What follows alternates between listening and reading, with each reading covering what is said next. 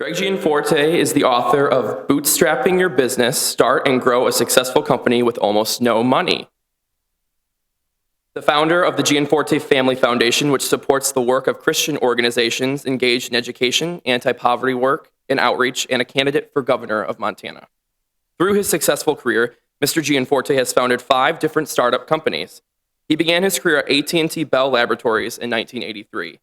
In 1986, he founded Brightwork, a pioneering developer of network management applications. In 1997, he started Right Now Technologies, a cloud-based software company, which grew to more than 1,100 employees before being purchased by Oracle in 2012. Mr. Gianforte now mentors Montana entrepreneurs and serves on the boards of several national and local organizations. In addition, he is also a strong supporter of education and has launched scholarship programs that aid low and moderate income students and veterans. Mr. Gianforte holds a Bachelor of Engineering in Electrical Engineering and a Master's of Science in Computer Science from the Stevens Institute of Technology. He and his wife live in Bozeman, Montana. Please join me in welcoming Mr. Gianforte.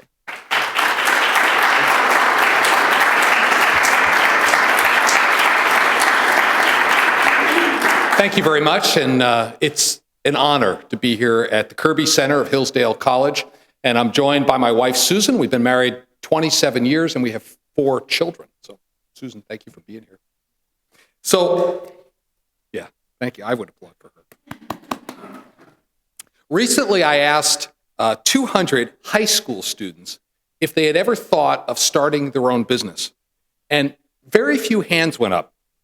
Their response is really tragic in my mind, yet consistent with my experience. Young people are not considering entrepreneurship as a career path.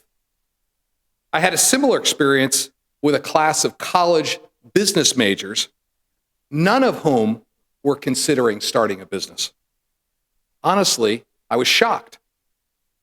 At another 2-year college, I recently visited 21 of 23 degree programs, produce graduates exclusively for work in government. And so just to play the reciprocal, 2 out of 23 programs produce people for the private sector. Without entrepreneurs, we would not have any businesses. Without businesses, we would not have a private sector. And without the private sector, or productive industries, as Adam Smith termed them, we would not have economic surplus to pay for government, education, the arts, or healthcare, all that add quality to our life. Our free society needs entrepreneurs. I'm a lifetime entrepreneur. I started in junior high mowing lawns, mostly because I wanted to buy a dirt bike, and I used the surplus then to also purchase a Radio Shack computer back in the 1970s. And with that TRS-80 in high school, I started my first software company. Post-college, as was mentioned, as Jack mentioned, that kind introduction, I've started and grown 5 technology businesses. Our latest software firm, Right Now Technologies, my wife and I started in our home. We started it with less than $5,000 in startup capital, and we doubled revenue and the number of employees every 90 days for years, all while being cash flow positive. In 2004, that business went public, and we were traded on Wall Street, and ultimately it grew to 1,100 employees, and was ultimately purchased by Oracle. We bootstrapped that business using customers' money to grow it, and we did that with all of our other 4 businesses as well. And I'll talk a little more about that later. But the important point here is that if we want a vibrant private sector, we need more young people and people of all ages aspiring to start businesses. I've become convinced that we overcomplicate business startups. Not that starting businesses is easy, but it's really not that complicated. I recently got acquainted with a program in Austin, Texas called the Acton Academy Children's Business Fair. And what's really curious about this program is they start with 6-year-olds. And I think the parents in the audience will recognize the fact that the beauty of a 6-year-old is that they don't know anything's impossible. We seem to learn that later in life. This children's business fair actually has kids age 6 to 14 starting businesses. And there's only 3 rules. The first rule is you must make something. The second rule is you must sell it to actual customers. And the third rule is you must charge more than it costs. At the end of the day, that's the basis of business. There is a fourth rule: no adult supervision. And these kids do it on their own, uncontrolled or unconstrained by adult supervision. You see, we really do overcomplicate business. They've been running this fair for almost a decade, and they have 100 student teams that participate each year. And some of these young kids make over $10,000 in a weekend.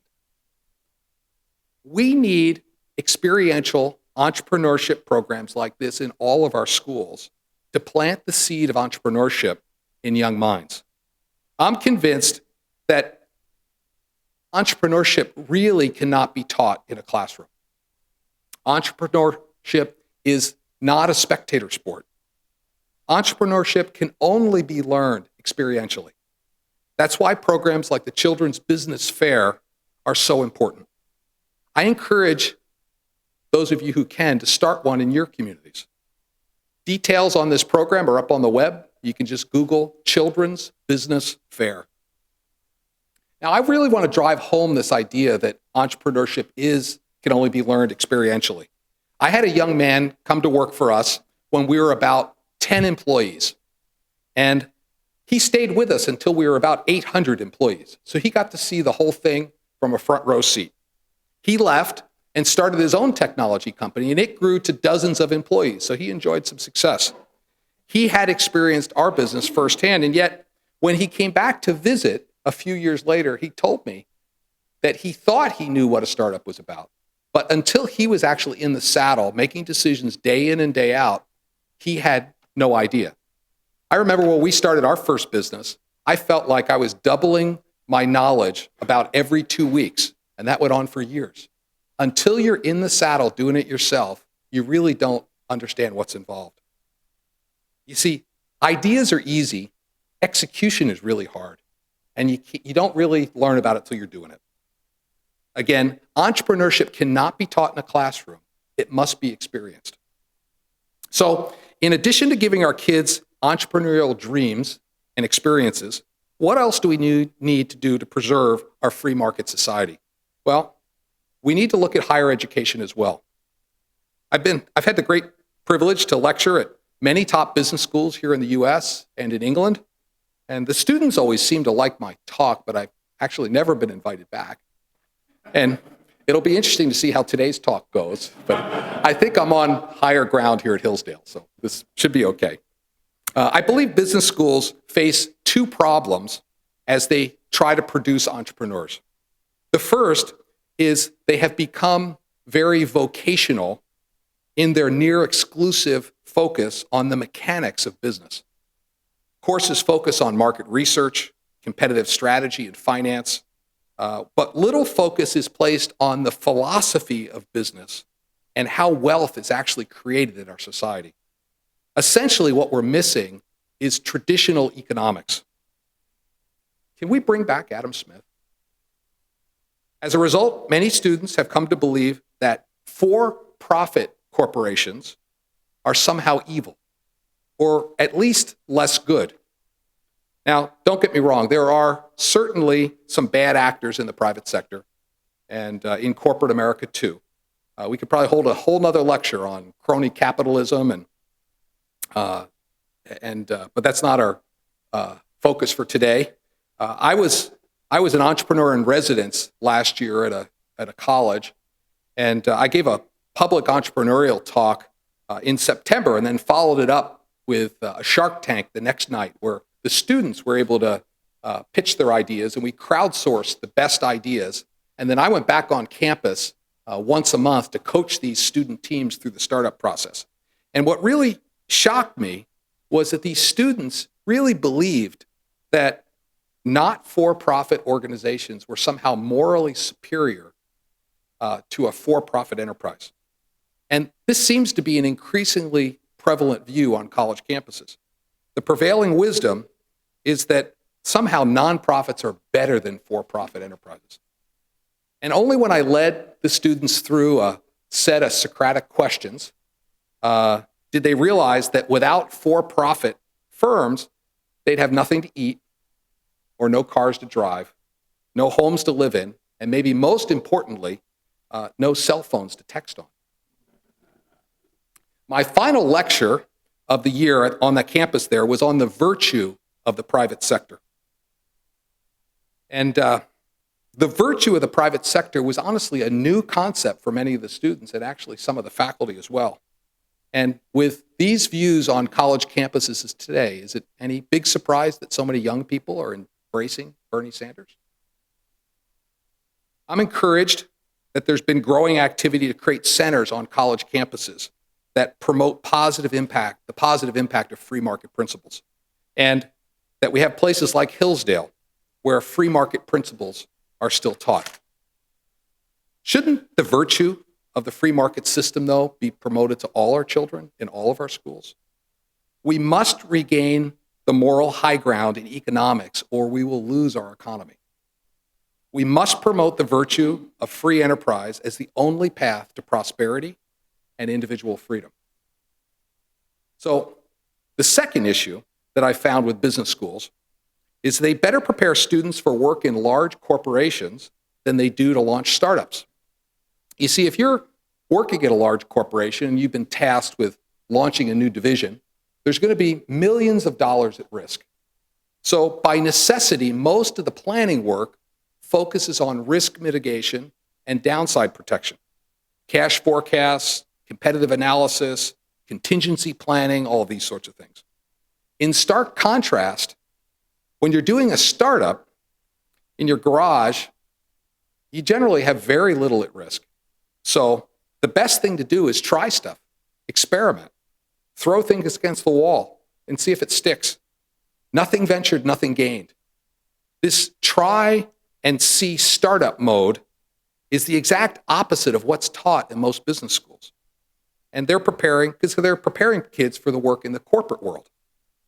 This big company think encourages entrepreneurs to believe that the first thing they must do is write a lengthy business plan and then go raise money. I recently had a man come to me from one of our Indian reservations in Montana because he wanted to start a restaurant in his community. And Montana proudly boasts 7 Indian reservations all across the state. I've had a chance to visit them all and mentor entrepreneurs on many of them. And we greatly need more economic opportunity in these communities. So anyway, this gentleman comes up to me and shares his story. He wanted to start a restaurant. There were no other businesses where he lived, but he had responded to my entrepreneurship ideas in a seminar he had attended. So he did what most people do. He asked me for money to start his restaurant. He wanted to buy kitchen equipment, and he wanted to rent a building, and so he could start up his restaurant. Well, being a dyed-in-the-wool bootstrapper, I told him there might be a better way to start his restaurant. So I encouraged him to bootstrap. Now, bootstrapping is simply a concept of using customers' money to start a business. And as was mentioned, I've started 5 businesses this way with no outside capital. And lest you think bootstrapping might slow growth, in our most recent business, as I mentioned, we doubled revenue and the number of employees every 90 days, and the whole time we were cash flow positive. That business ultimately grew to 1,100 people and was publicly traded for 8 years. So it didn't hinder our growth at all. So my advice to this would-be restaurateur on the reservation was to go down to the Bureau of Indian Affairs building in town there, where there are a bunch of people in the office. And it's a funny thing. Every one of them gets hungry every day at lunchtime. I encouraged him to go there on a Tuesday and take orders for lunch on Thursday and get deposits. Well, he used those deposits to buy groceries and then made the lunches in his own kitchen and delivered them on Thursday. He made $300 that first day. And that weekend, he got a catering job. So again, he used the deposit to buy the groceries he needed. He was cash flow positive the first week. Not bad. He hopes to ultimately build his business up and buy a lunch truck so he can service the various communities around his reservation. Now, the MBA would probably still be writing the business plan. Bootstrapping is how most startups are formed. Less than 1% of business startups in the US raise professional money. And yet, that's the prevailing wisdom amongst business school graduates. All will say you write a business plan and then you go raise money. And yet, what they don't say is that once you get the money, you start a bonfire, you pitch the money on the bonfire, and you hope there's a company there before you run out of money. It's a very high-risk way to go. I lecture a lot on entrepreneurship and bootstrapping, and I've written a book called Bootstrapping Your Business. I've mentored hundreds of Montana entrepreneurs, and the benefits of bootstrapping are really tremendous. Number one, you end up building your business on a legitimate, real-world value proposition from day one. Number two, you initiate the critical sales learning process sooner because you start with sales. Ultimately, market sales is just market research where you ask for the order. And you can do that before you have a product or service. Three, bootstrapping accelerates time to market and time to profitability. Four, you'll be less likely to make big, fatal mistakes because you can't spend money you don't have.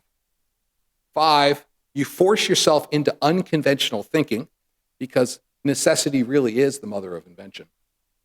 Six, you have more freedom and flexibility, particularly related to exit strategies from businesses.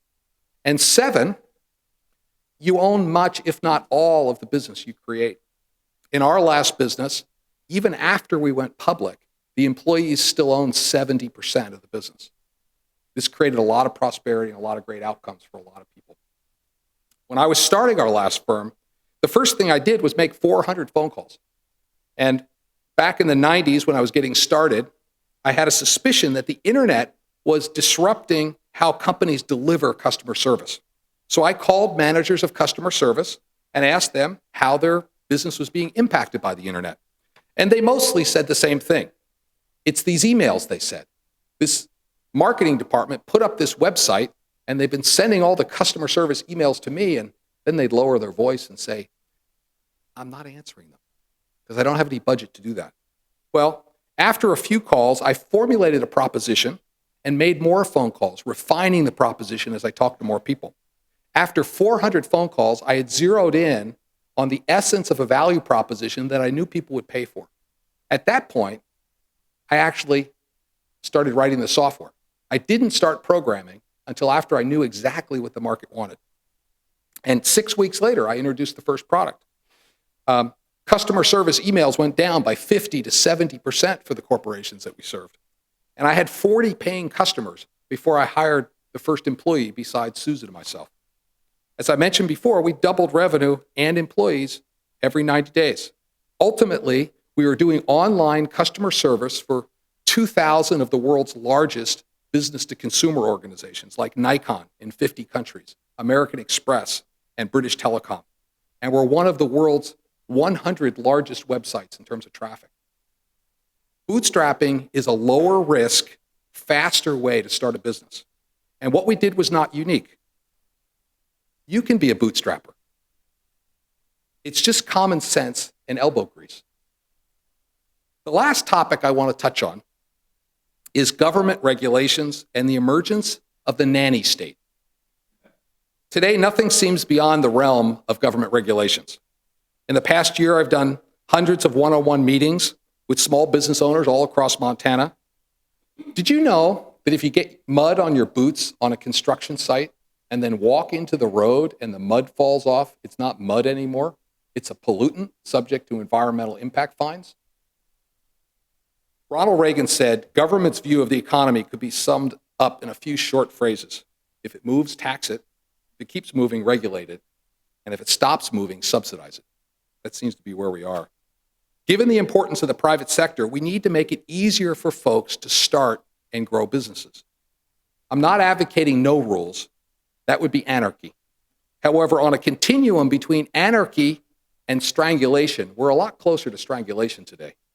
We need balance. Every regulation is like a brick in the backpack of a small business owner. We have abundant public lands in Montana, and we love them dearly. Every summer, our family would strap on backpacks and hike up to an alpine lake with our kids and enjoy the great outdoors. But if you overstuff a backpack, the trip is miserable, and you might not arrive at your destination. Every time we add taxes, regulation, or increase the cost of healthcare, we're adding more weight to the backpack of every entrepreneur in America. The load is very heavy today.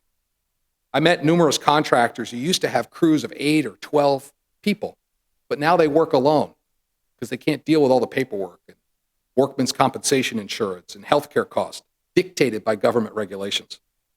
What is the cost to our society when we make it harder and harder to start and grow a business? Well, less jobs and less prosperity, and ultimately, less freedom.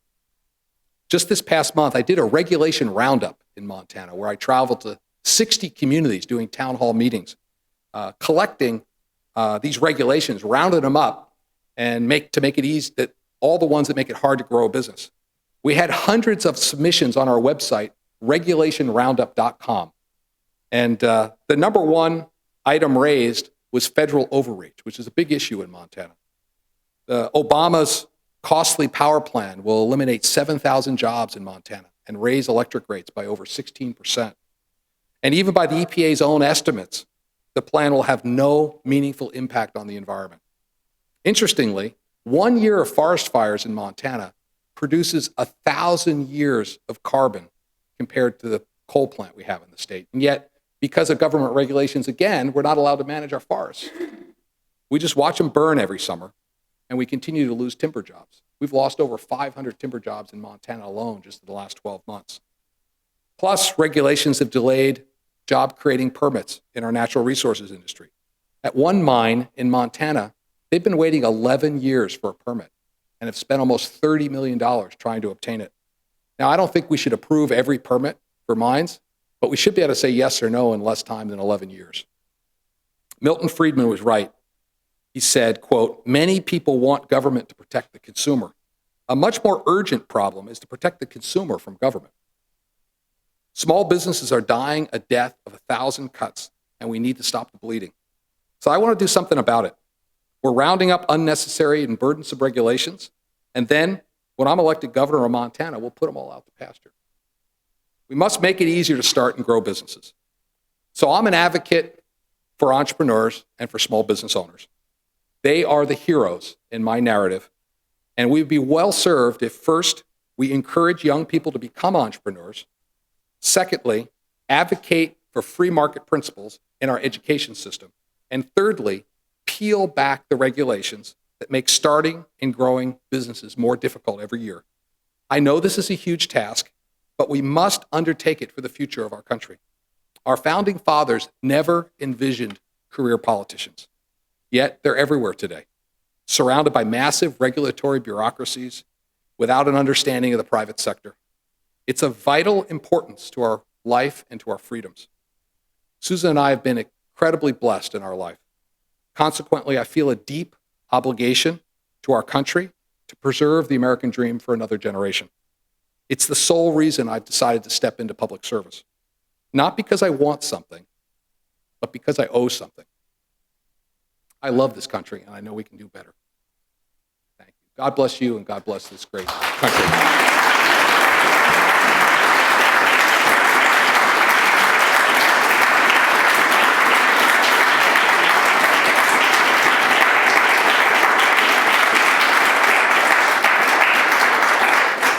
I understand we have time for some questions. Okay, great.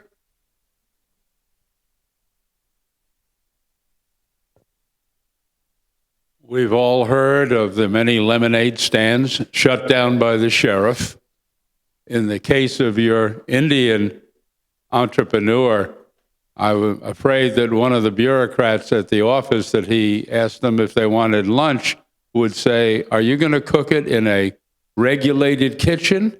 And if not, shut him down. So I agree with you completely on the overregulation of life that's been going on. Maybe you have the answer from Montana. I'm not sure how we have the answer for the rest of the country. Well, I, I agree with you. I think we have just over 1 million people in Montana. And one of the things that's exciting to me is that it's something we can get our arms around. And I hope Montana can be an environment where we can return back to free market principles. It's not as big. We can get our arms around it. And I look forward to affecting that.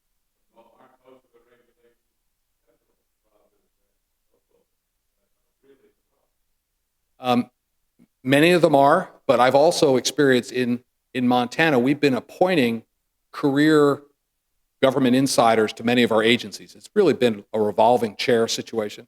One of the things I've committed to is I'm going to appoint agency heads who have actually walked in the shoes of the people they're trying to serve. How about this as a crazy idea? I'm going to appoint somebody to our Department of Labor who's actually had an employee, which is not the case today, right? So I think we can do better. My experience in business has always been leadership matters. Jim Collins said, first who, then what. And I think that's the right practice to follow. We need the right leadership in place. We have dedicated state employees, but they hide behind rule books when they don't have a clear view of what their mission is. Yeah.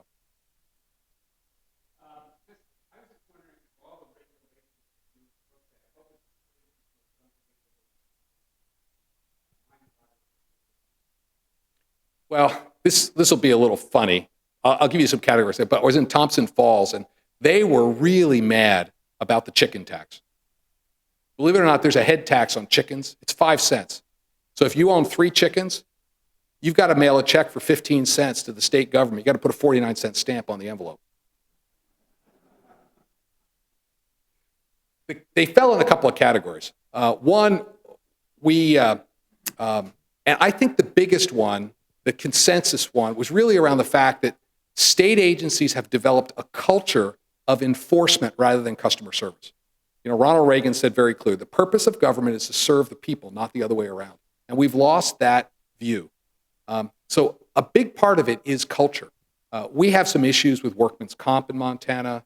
We have issues with not being able to get permits in a reasonable period of time. The paperwork associated with hiring employees and then retaining them is overwhelming. So it's a death of 1,000 cuts. There's no one silver bullet.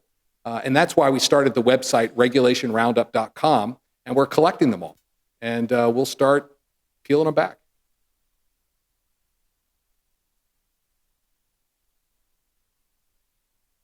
In terms of kind of a practical way to actually reduce the number of regulations that we have, one proposal that I've seen, at least at the federal level, is putting an automatic sunset on federal regulation and have them be reauthorized in the case of the federal government by Congress. Do you think that's something that you could foresee doing in your state? Do you think it'd be effective, or do you think it'd cause more red tape than necessary? Yeah, I think sunsets are a good idea.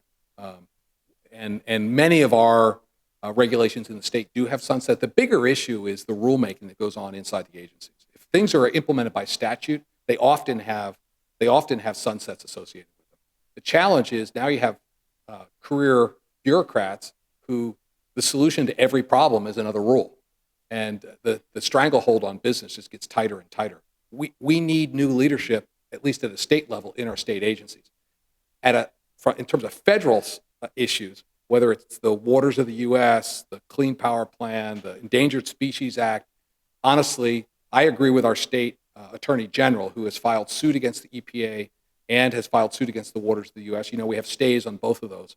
These are really infringements of our 10th Amendment, state sovereignty. And I think we have common cause with a lot of other states to push back a lot harder on this federal overreach. The challenge is many of these regs come with money, so we have to wean ourselves off the federal subsidies at the same time we push back on this overreach. Yeah. Thank you for your talk, Mr. Gianforte. Good to see you. Good to see you.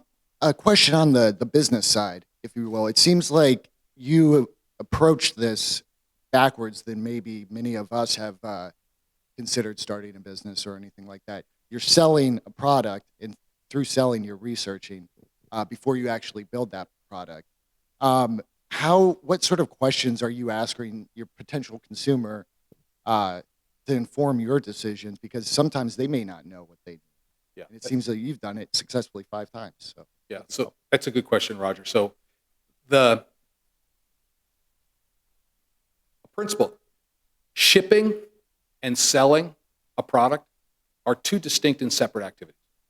You don't need to do one to do the other. And that's the premise of bootstrapping. You start with selling. You don't make commitments you can't keep.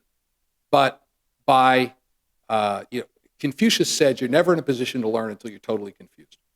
So step one is to pick a target customer, whoever that is, and immerse yourself with them. If you were starting a local business, you might make a list of 30 people that are target customers. Go take them to lunch. Just walk in their shoes for a while. You need to find a pain point that you can actually deliver an aspirin to make the pain go away. The challenge with a lot of entrepreneurs is someone says they have a headache and they immediately jump to brain surgery. Well, that's a big thing to say yes to for a company that's just getting started. You want to take the aspirin and have them call you in the morning. Starting small is better. We ended up building a very large company. Our target customer, it started with a premise that the internet was disrupting the way large companies were going to deliver customer service to their clients. And we know that we're seeing disruptions, mobile devices, all these different things, changes in rules, create discontinuities. Discontinuities create opportunities for entrepreneurs. So you want to look for a discontinuity in a class of customers where there's actually money, because it's a lot easier to sell to somebody who has money than somebody who doesn't have money. And then immerse yourself till you understand what that pain point is. And then don't try and boil the whole ocean. Just deliver an aspirin for the particular pain they have. Learning doesn't start until the cash flow starts, because then you actually have customers you can respond to.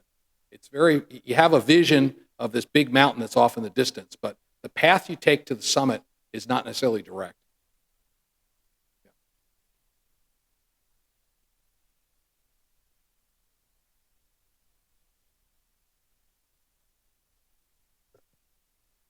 Could you comment on the impact of, and they express it 2 ways. One is the minimum wage, and the other is the living wage. Yeah. So my belief is anytime we arbitrarily set a wage higher than what a market might otherwise determine, we're actually reducing employment opportunities. I think we need to be working to create jobs that warrant higher wages, not arbitrarily specifying a higher wage. And that is the issue we have. I mean, we have incredible work ethic, Montana, beautiful natural, beautiful and quality of life, rich natural resources, and yet today we're 49th in the country in wages, only ahead of Mississippi. And I've often said our current governor should be shipping huckleberry jam down to Mississippi just to say thank you, because otherwise we'd be dead last. We need new leadership to actually bring some understanding of economics to the state so we can help small business people thrive.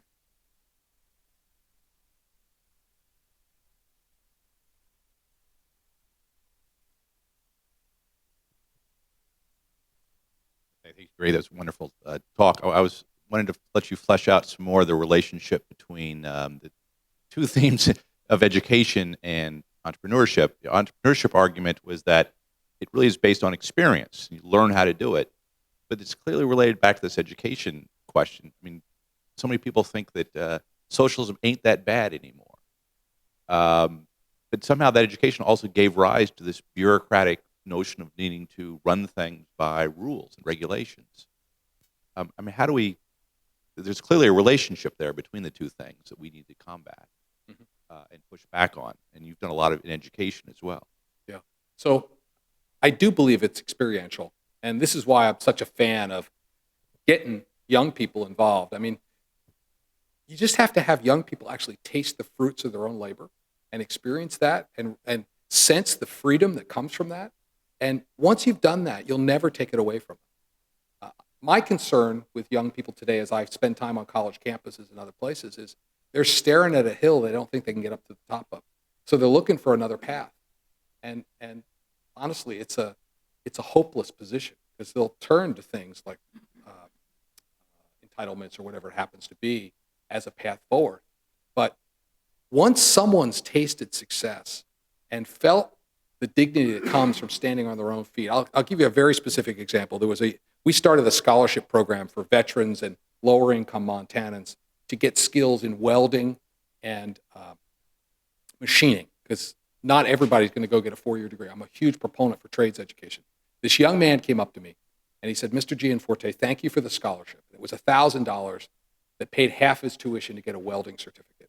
And he said to me, "I want to tell you that I'm the first one in my family to ever graduate from high school. I'm 22 years old, I'm married, and I have 2 little girls."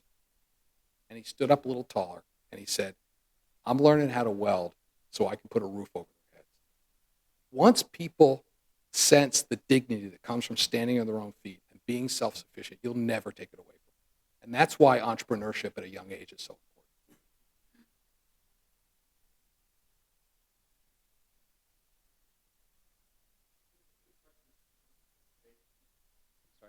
But I've always thought, okay, so we are overtaxed and we're overregulated. In terms of taxation, that's a bit of an uphill climb because there are constituencies for the things that the tax dollars raise and pay for. But who besides the people who are in the regulatory state are for the regulatory state? Why is there's not a real large constituency that is for more and more regulations? So in terms of going after the regulatory state, wouldn't that be an easier objective, given that the only constituency for the regulatory state are regulators? Well, there is a segment of society that we've seen. Every time there's some issue, there's a cry for more rules. So I don't think it's just the regulatory state. Someone's got to be able to stand up and make the argument that these regulations are actually a constraint on the rest of us. But there are many people today that are not part of the regulatory state that are crying for more rules.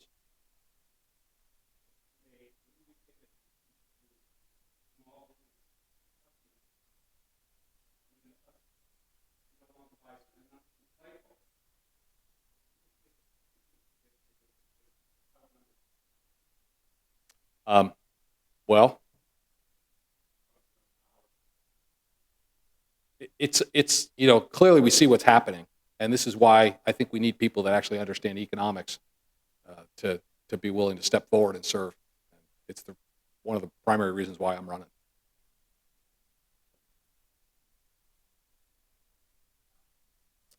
Well,